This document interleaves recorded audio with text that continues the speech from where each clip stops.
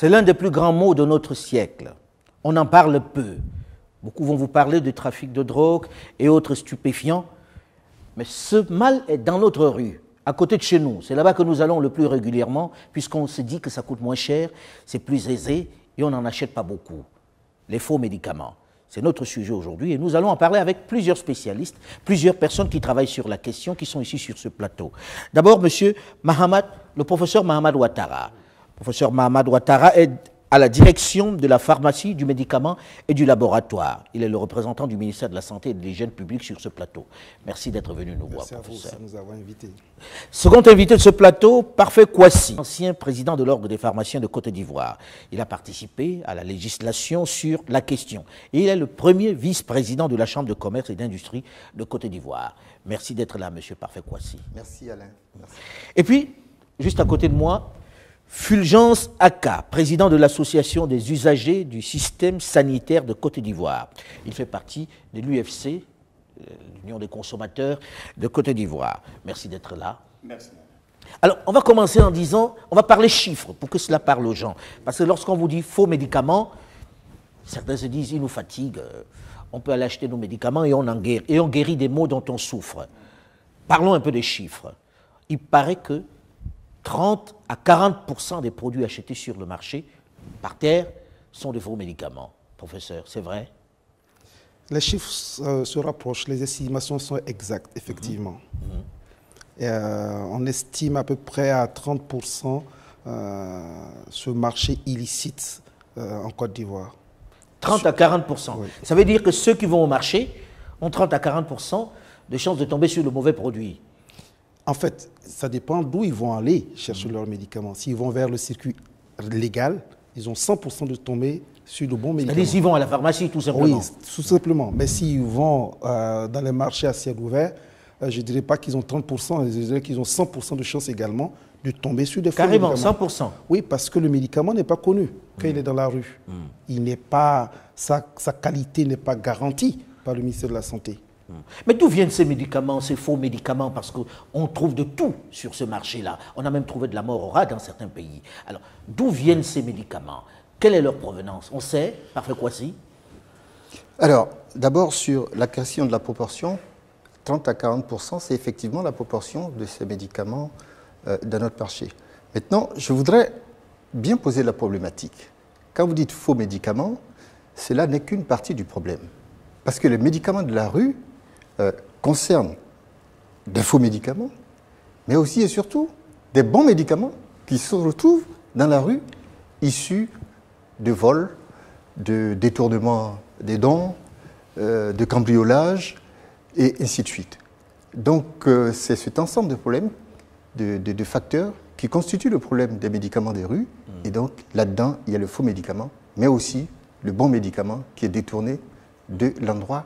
C'est quand même grave que des bons médicaments aussi se retrouvent là-bas par des circuits que l'on ne connaît pas. Exactement. C'est très, très grave et cela interpelle. C'est pour ça que ce débat est important. Ces vrais médicaments qui se retrouvent là-bas. En fait, je pense qu'il faut, évacuer déjà cette sémantique de faux médicaments. Pour nous, c'est quoi faux médicament? Déjà, tout médicament qui n'est pas vendu dans le circuit légal, pour nous, c'est un faux médicament. Déjà.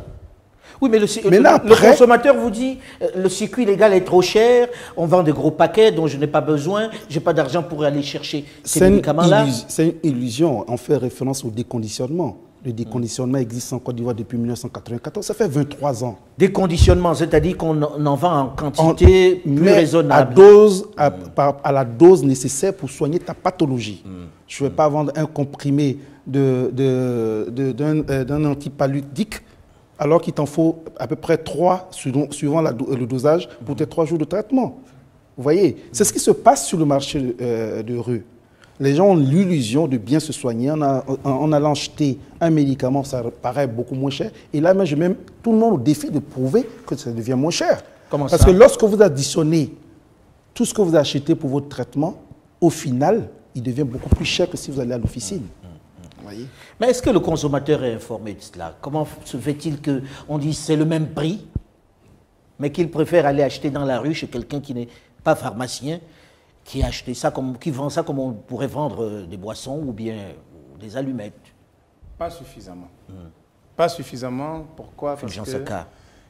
nous disons qu'une bonne partie de la population n'est pas au fait de cette pratique-là dans les officines.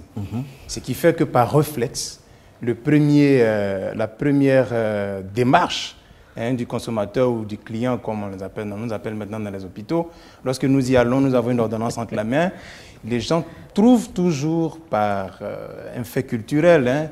Mon frère a eu la même maladie, il a utilisé une boîte qu'il n'a pas achevée. On passe d'abord par l'automédication. Ou alors, on se dit tout de suite, j'ai une ordonnance, mon mal a été diagnostiqué dans un hôpital, ben, je vais à la pharmacie par terre, entre guillemets, pour m'approvisionner, parce que je redoute peut-être de trouver en bloc un médicament.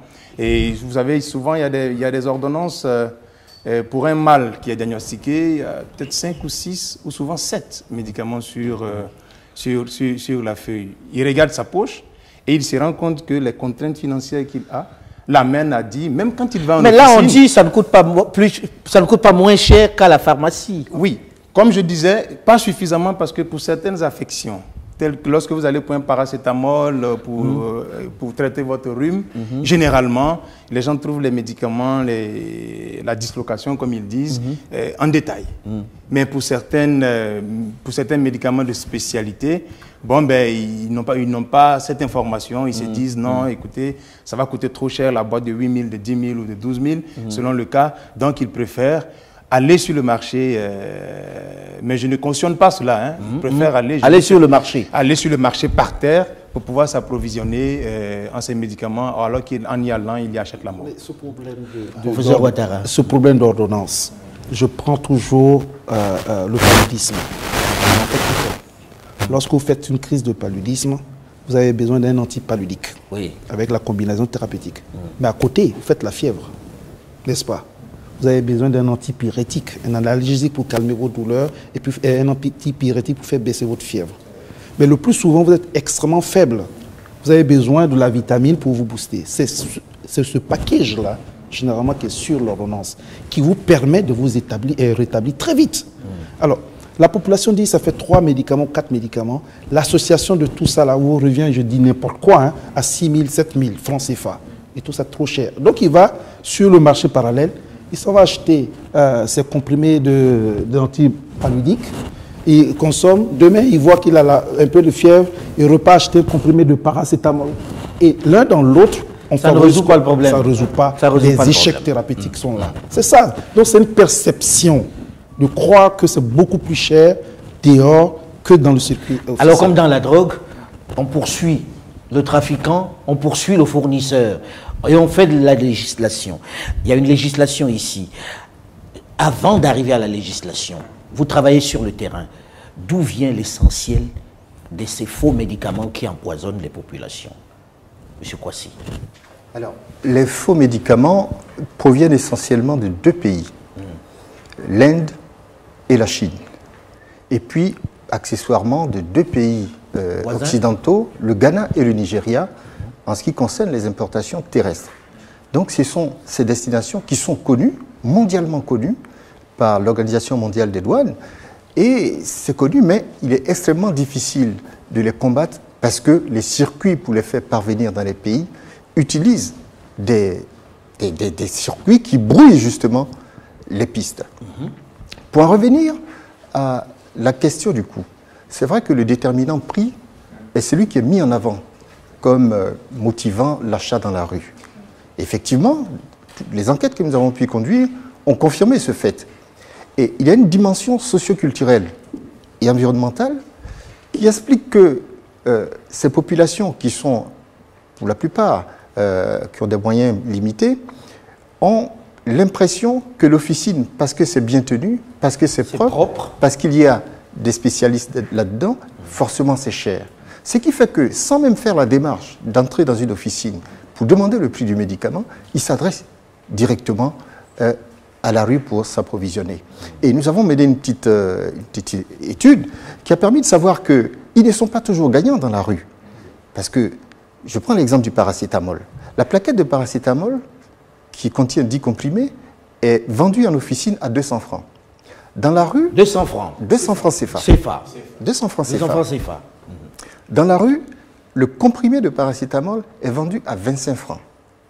Mais c'est vrai que sur le coup, en achetant le comprimé, le malade, il pense faire une économie. Mais rapporté au prix de la boîte, Ça veut dire que s'il achète les 10 comprimés, il est à 250. il est à 250 Il coûte francs. plus cher. Donc c'est un tour de passe-passe qui est exploité par les personnes qui vendent dans la rue, et ceci sur le dos des consommateurs, sur le dos des malades, et le fait que ça soit mal conservé entraîne encore plus une problématique sur le sort du traitement. Mais là, vous revenez toujours sur le fait que vous vouliez éduquer, et c'est très bien, le consommateur, ça passe par là. Mais il faut peut-être aller à la source, non? Là, vous parlez des pays qui importent des médicaments qui empoisonnent, puisque dans la préparation de cette émission et des précédentes, on a trouvé des trucs surréalistes, au-delà du placebo, de la farine que l'on met dans ces comprimés-là, on a des choses qui tuent. Absolument.